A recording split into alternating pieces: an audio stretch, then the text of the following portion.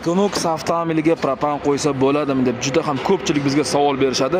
Aka, propanning ikkita foydasini aytib o'taman. Birinchi foydasi, motor sistemasida yomon benzin quyib qo'yadigan bo'lsangiz, napraylashlar qisib, ko'lsar o'tirib qolishi mumkin. Shunga eng optimalli yechim bu avtomobilga 98 dan yuqori beradigan, aktan beradigan propan qo'yish.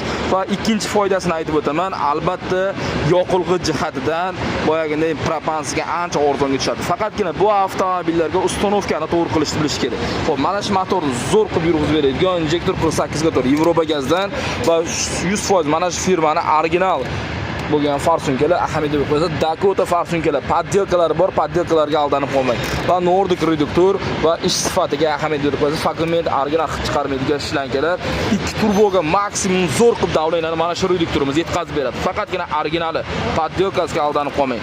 Da aytgancha bu motorda XL bilan chalkashtirib qo'ymang, buni XL ham bor. Unga ham xuddi mana shu оборудование faqat uстановка jarayoni boshqacharoq bo'ladi.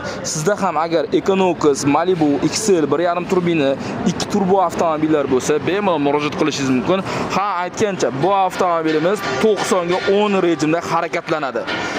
Qaytarib o'tamiz. Agarda siz bundan ko'proq ma'lumot olmoqchi bo'lsangiz, sizda avtomobilga qiziqarli bo'lgan ma'lumotlar, ya'ni kilometrajlash masalasi bo'yicha ya propan va metan qo'yganda nimalarga ahamiyat berib yurish kerak, shular to'liq ma'lumot bilmoqchi bo'lsangiz, Telegram kanalimiz bor. Telegram kanalimizga zudlik bilan o'tib oling. Narx-navolar ham batafsil bo'ladi. Bu videoni maksimum propan va metan sifatisini qayerda qo'ysam bo'ladi deydiganlarga yuborib qo'ying. Like bosib, obuna bo'lishni unutmang. Keling, garantiyasi bilan uстановka qilib beramiz. 24 ga 7 Novy Gaz.